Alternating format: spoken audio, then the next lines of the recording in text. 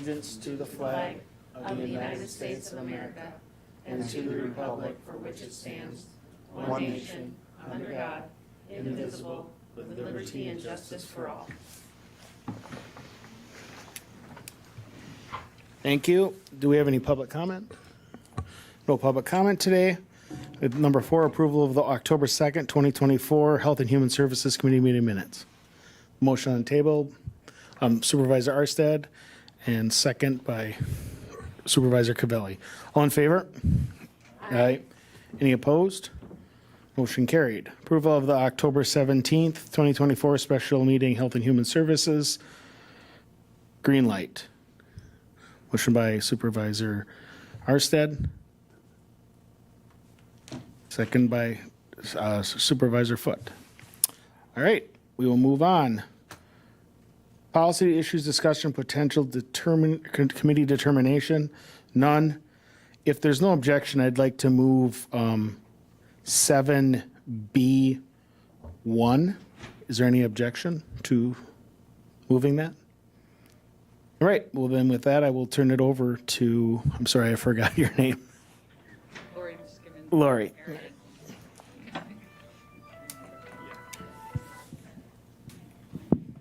All right, so this is the 8521 grant application that comes around every year. I think what I'll do here is just kind of briefly explain what the grant is, go over this year's applications, and then kind of discuss the next steps of it.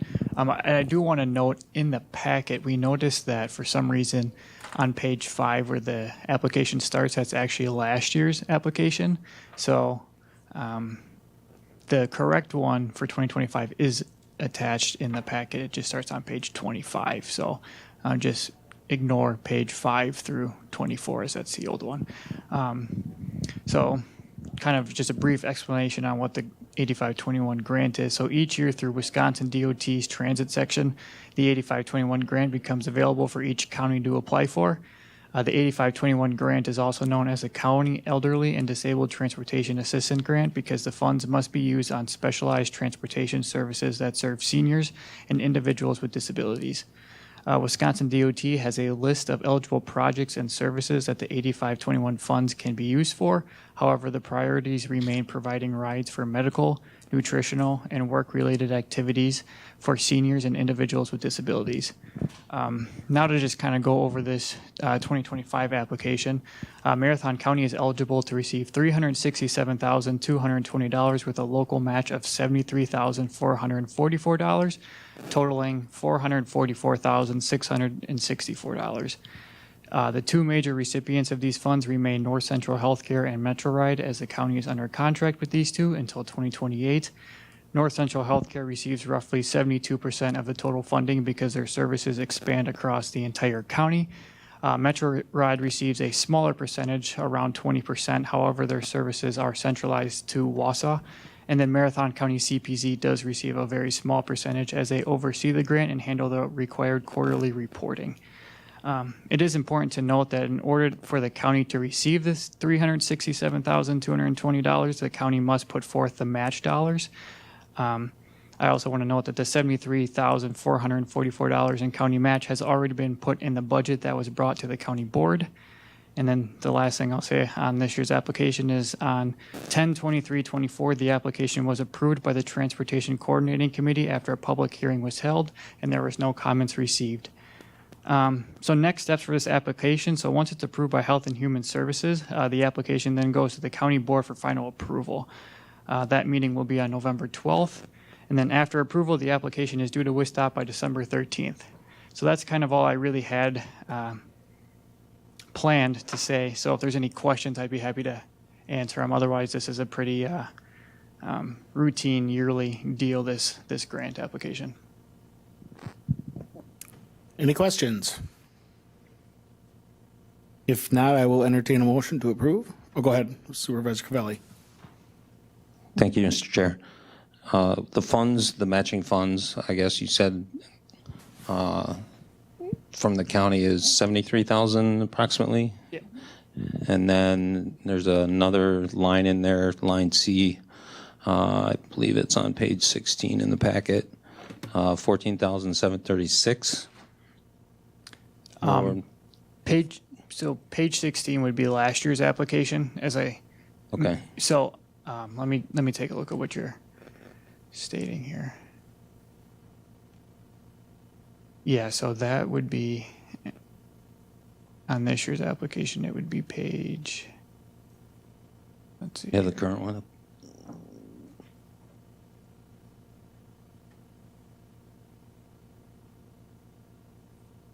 I believe it'd be page 38 is what you were looking at. So that's last year's, Lance? Or this year? That would be this year's. So is page 44 a good place to look for in terms of the breakdown with North Central Healthcare, Metro Ride, and County Yeah, CPD? page 44 is an overview of the funding there. Yeah. Okay. So the county funds, what account does that come out of? I think it's within conservation planning and zoning. So this is, as was alluded to, this is a standard yearly budget. It's status quo in terms of programs and services and the funding amount. But Lori, I don't know. Yeah, it's in the CPZ budget. Yeah, it's in the conservation planning and zoning budget with a corresponding allocation then to North Central Healthcare. I'm sure it was built, I know it was built in their budget as well.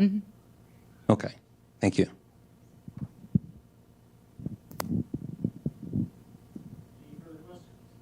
Any further questions? If not, I'd entertain a motion to forward on to the county board. So moved by Supervisor Foote. A second, Supervisor Arstead. All in favor, signify by saying aye. Aye. Any opposed? Motion carried. Thank you. If there's no objection, I'd like to move 8A. THC is changing with guest speaker Michelle Carr up, if there's no objection. All right.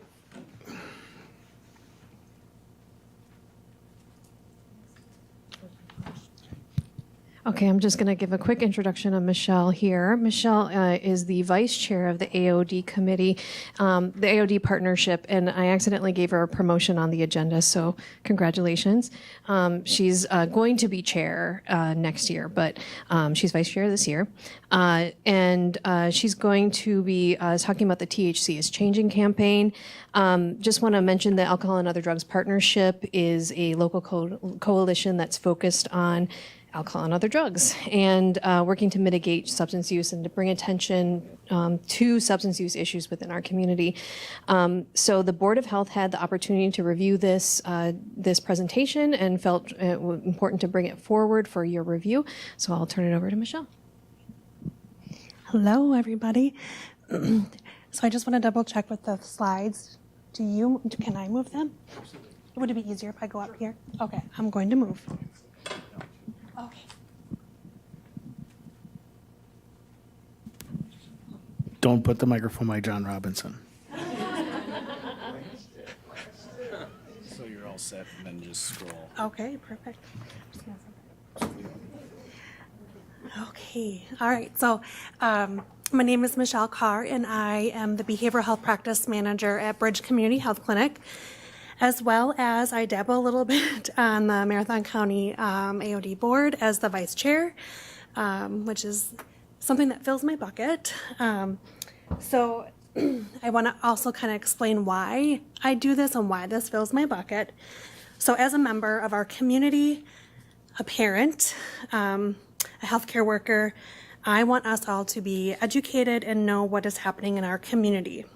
I want to educate the influencers of youth about the potential health hazards that THC may cause while our youth are being targeted. There we go. So I have to walk up to the mic. Pardon me, I'm sorry.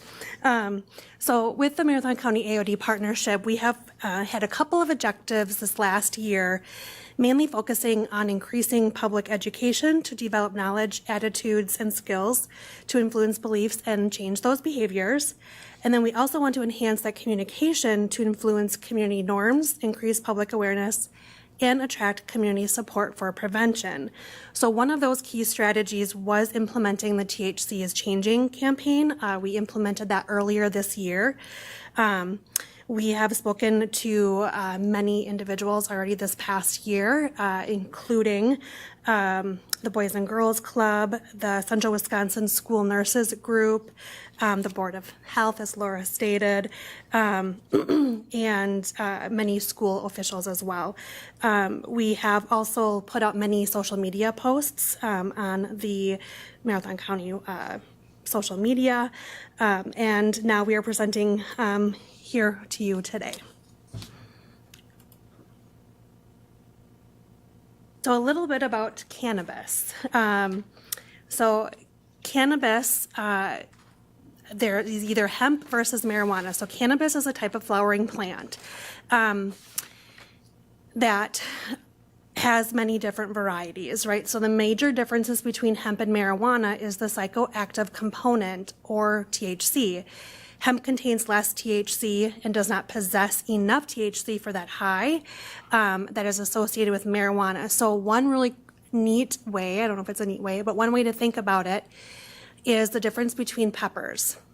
So you have jalapeno peppers and you have regular bell peppers. So the same species of plant, but have drastically different makeups. And my jalapeno peppers this year were very spicy. So, but yeah, so that's just another way to think about it. Hemp, marijuana just have different varieties of the cannabis plant, like the jalapenos versus bell peppers. Or if you're into pets, Great Dane versus Chihuahuas, right? Very, very different.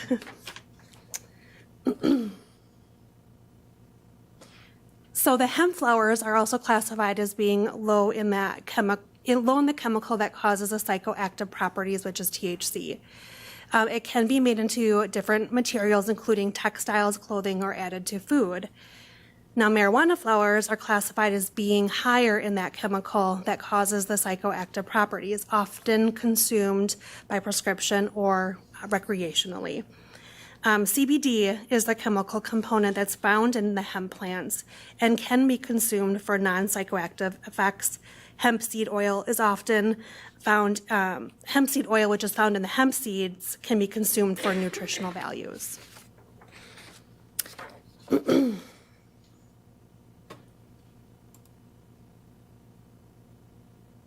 I'm just getting this different program, so here we go. So what is THC? So this is a big word. Tetrahydrocannabinol, or THC, is the chemical in the cannabis plant that is responsible for the psychoactive qualities when consumed. So delta-9 is a type of THC found in marijuana that has strong psychoactive effects and causes the high people associate marijuana with. Novel, or the new and emerging THC types of hemp are derived THC that are found in small amounts in cannabis plant. So THC, though, is just one compound in the cannabis plant. There are hundreds which are called the cannabinoids. So we're going to dive a little deeper. So the novel THC, so this is where the manufacturers extract that non-psychoactive cannabinoids, or the chemicals, from hemp, such as CBD, and convert the CBD to novel THCs. That's where you hear of the delta-8 and the delta-10. Some THC compounds altered from hemp-based CBD are the synthetic and not found naturally in cannabis. So these THCs vary in potency and can cause that marijuana-like high. So cannabis over 0.3% THC is federally illegal, though some states have fully legalized marijuana. Novel THC is legal due to the loophole in the 2018 Farm Bill, allowing for hemp production. Everybody familiar with the 2018 Farm Bill? Maybe? I don't know how much I can speak on it, but it's a thing. So THC, we've heard names such as pot, weed, dope, joint, Mary Jane, bud, blunt, etc. Consumption of THC mixed into food, you can, brownies, cookies, candy. These products take about 30 minutes to 2 hours to take effect and can be more unpredictable. Or you can smoke the THC. joints, blunts, bongs, or vape pens, which is one of the newer options.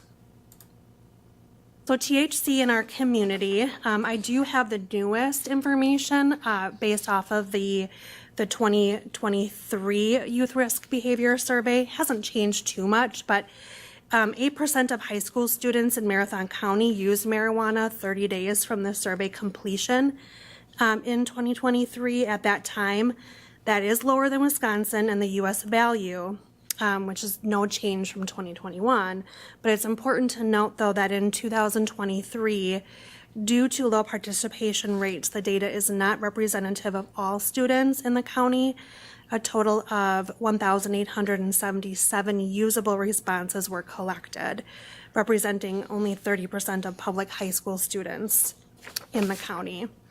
So one thing that I do want to stress to remember that the 22-26 Community Health Improvement Plan uses teens who use marijuana as an indicator to measure whether substance misuse health priority results were achieved.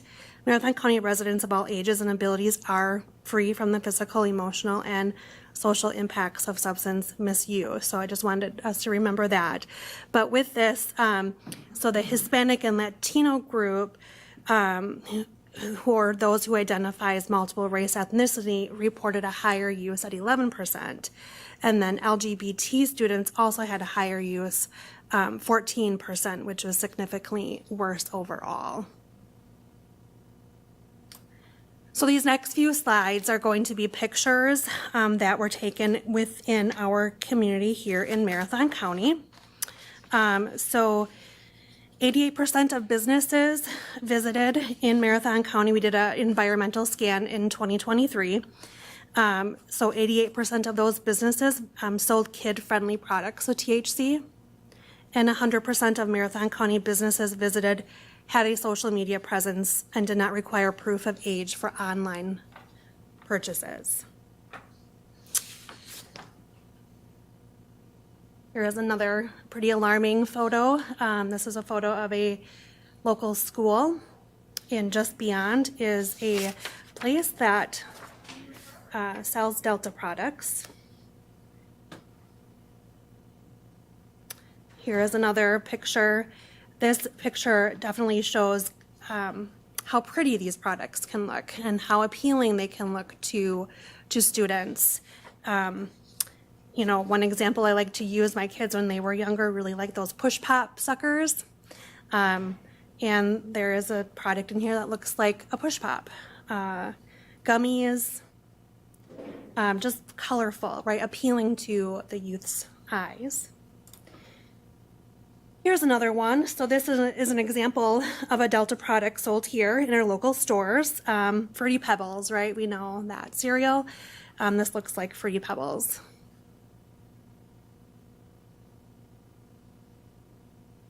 And then this photo is a picture at our local farmers market where they sell Delta products. A lot of families with young children or teenagers go to the farmers market, and we have to explain to our children what these products are.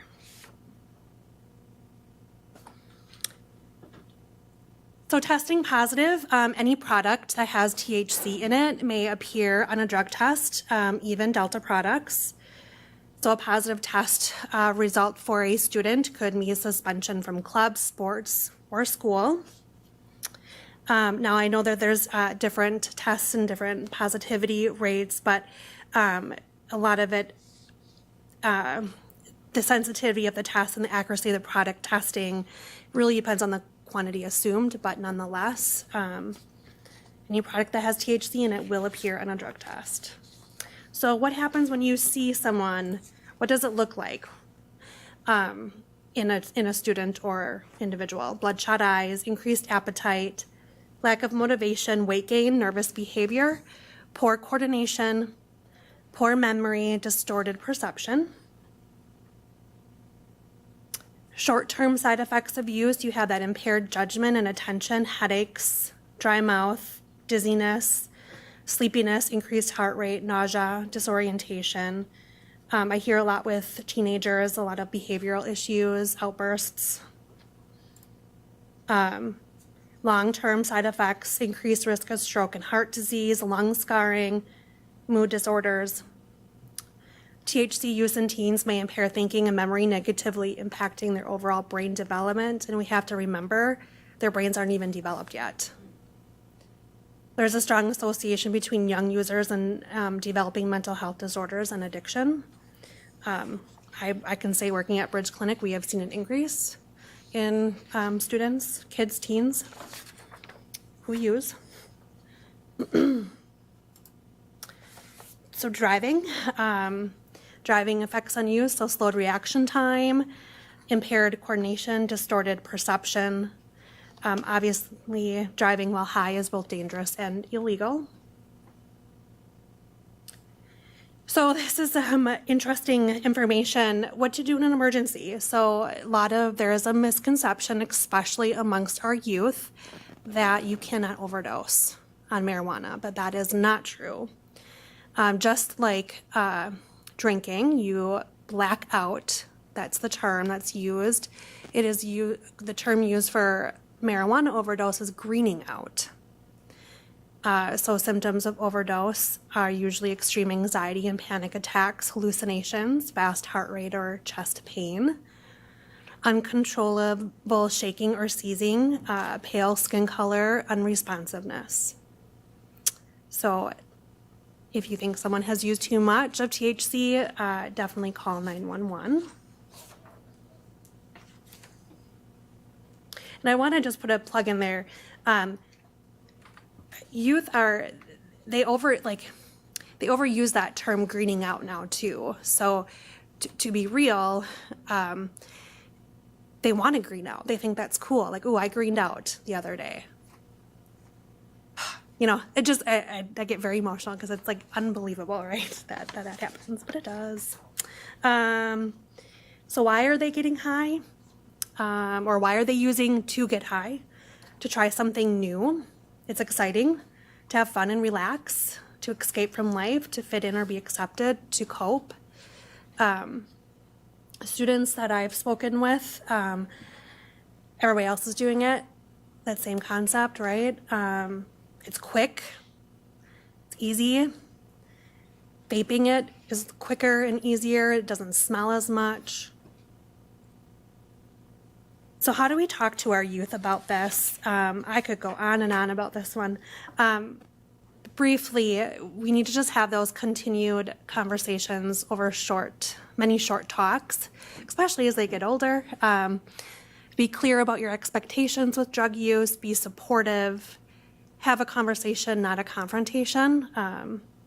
As a parent, I would mix those up often, still do. Keep it casual. Try asking what your teen does for fun with their friends to start. And don't worry about messing it up. So trying to talk about drug use is better than not talking about it at all. It shows kids that you care, even though they think you don't, and are paying attention. So something that I do just to kind of share, I have two teenagers. When you have them in the vehicle, they can't really jump out. So that's typically when I have my short conversations with them. I'll link it to a song on the radio because unfortunately most songs on the radio will have some sort of alcohol or drug relation. Even country songs will have, drinking something in there about it. So I usually bring it back to music and what do you think about that? Thoughts, let's talk about it. It's interesting the information that I will get from our car talks anyway. And then I joke about it because our last name is Carr. So anyway.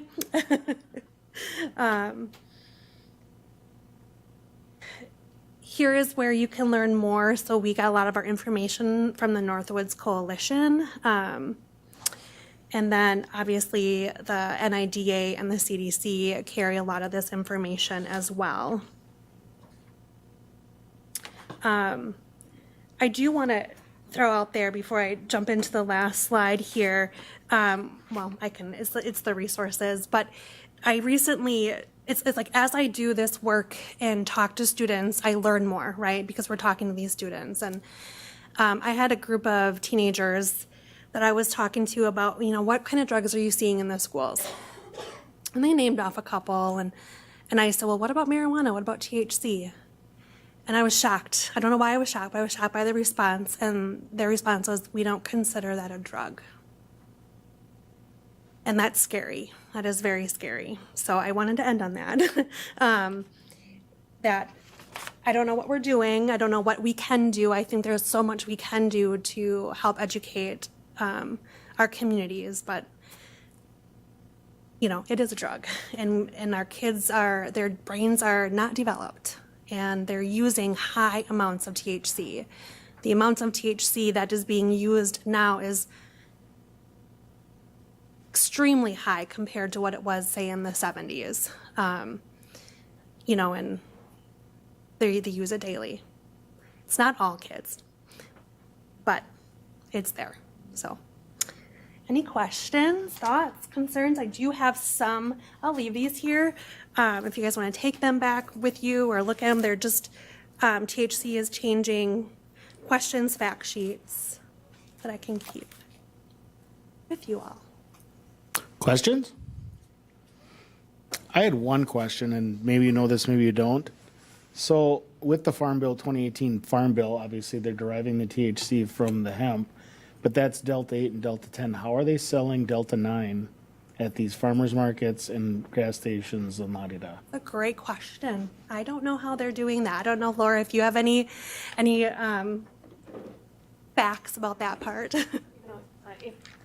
If we want to have someone who has like a really in-depth knowledge about the legal parts of that, we can arrange that. My understanding is it comes from a loophole within the Farm Bill, and it's really become the Wild West of selling these products because there is no age restriction. So right now, my 13-year-old son can go up to the farmer's market and purchase THC products right now.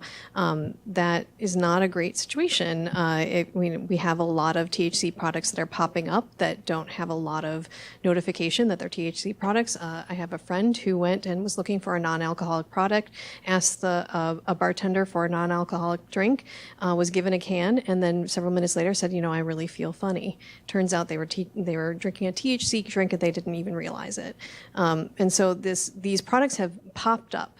And so we need to pay attention to what is it that we can do in order to educate the public about this, or have a better understanding of how this impacts the populations that we're trying to serve. Go ahead. I have a question. I guess I thought that some marijuana products did not. This is not working. Oh, sorry. I guess I thought that some marijuana products did not have THC in them, and they my mom bought some when she was in Colorado. It was a lotion that was going to help her joints feel better or whatever. Is that true? CBD. That's the CBD hemp. So those products, yes, like lotions and things like that, don't have that THC specific, the psychoactive ingredient in them. Okay. Yeah. But they're making some of those things have the THC too, or what you were saying earlier on one of for the consumption, yes. slides. Okay. Yes, they sure are. So you have to really read that fine print. Recently, personal experience at a store up in Lincoln County, not Marathon County, and we were like, "Oh, look at these are sleep gummies." And then we were reading it. I'm like, "Oh, there's Delta 9 in there." Like, yep, no, we'll leave them on the shelf. So I mean, you have to really read the fine print of what you are purchasing when it comes to some of them. So it's not the melatonin that they're selling at the drugstore anymore. It's Right. and at any age you can purchase those products. I think that's what's kind of scary.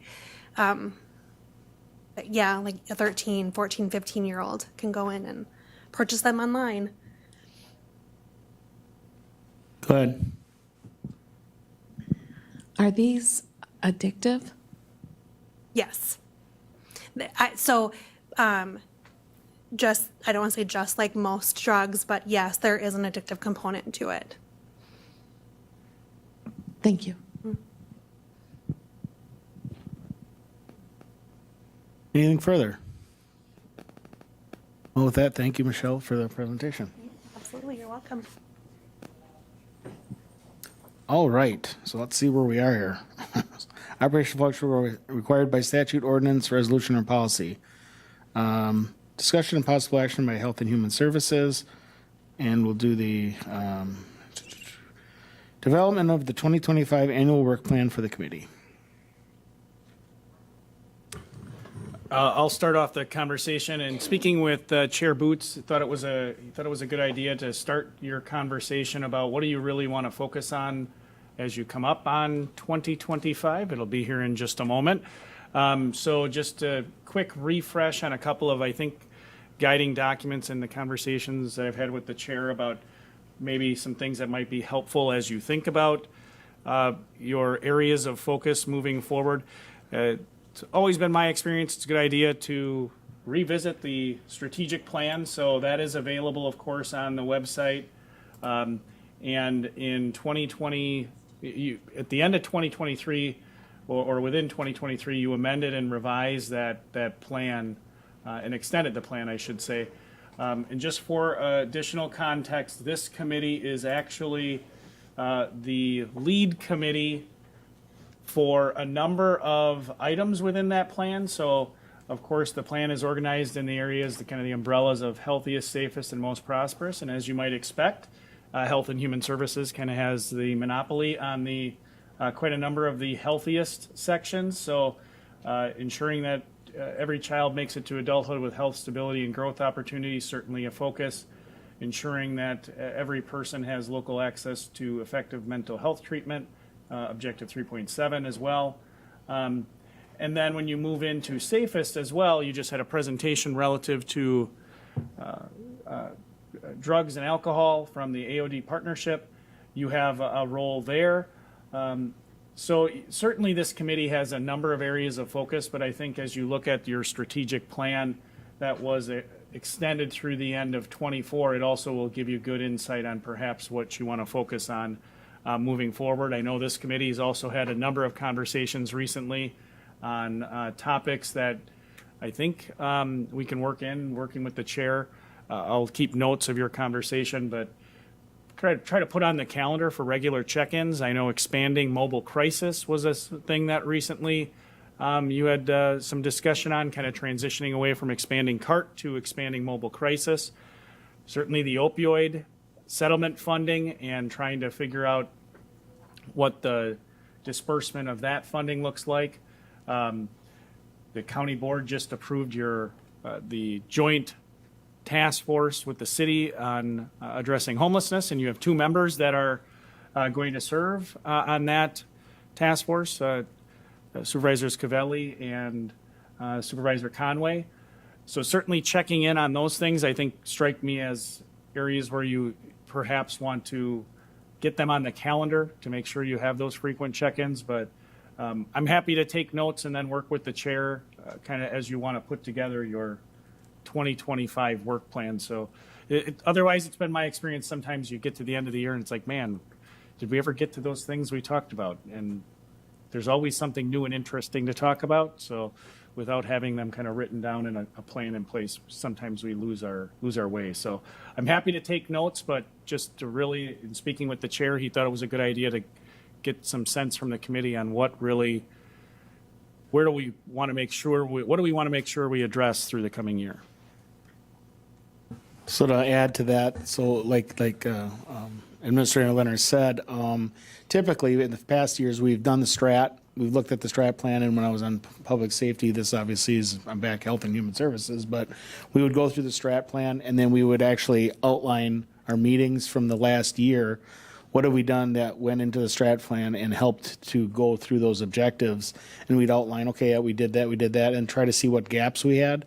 That was a way we kind of did that in the past. We can still go that way. But I guess I'm just looking to the committee to any, thought process on how we want to move forward. Otherwise, we'll just go as department heads ask us as well. So go ahead, Supervisor Cavelli. Thank you, Mr. Chair. I believe last year we talked about the strategic plan and the direction forward for, what fell under HHS. And then I thought we reviewed the previous year's work plan and determined what was completed, what wasn't, and what we wanted to move forward. Can we get the details of this past year's plan and where things are at?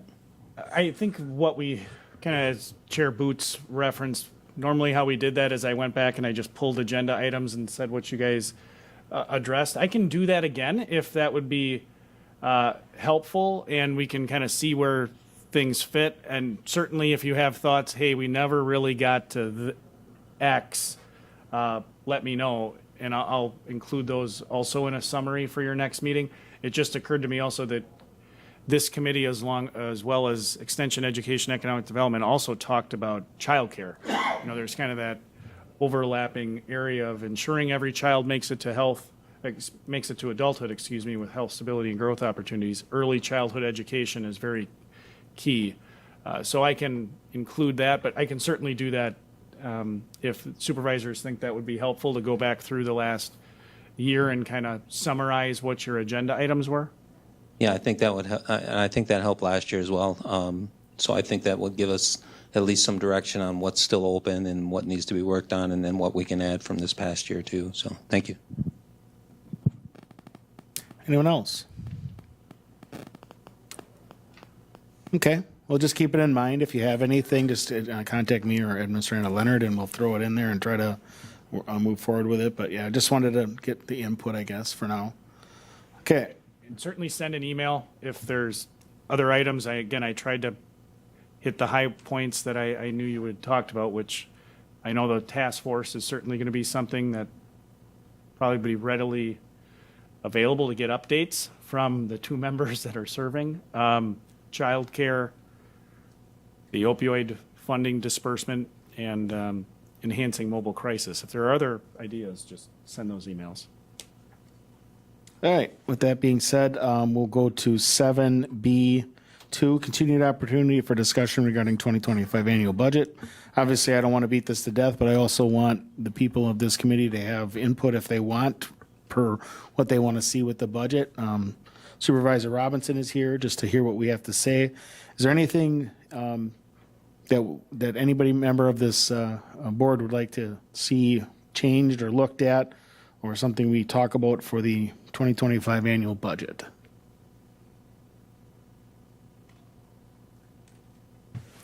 Well, that's good.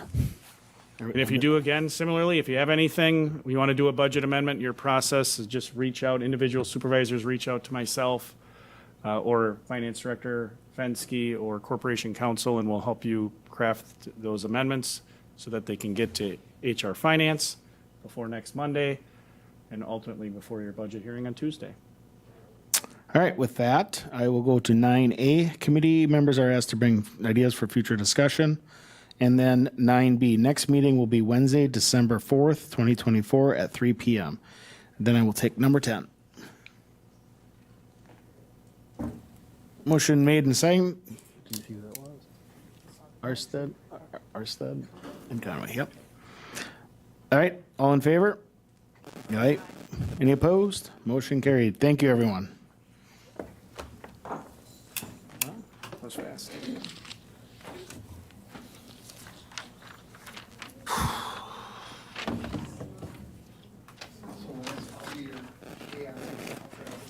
Yeah. AI, you're the artificial intelligence. Whoa, that's a pretty good statement.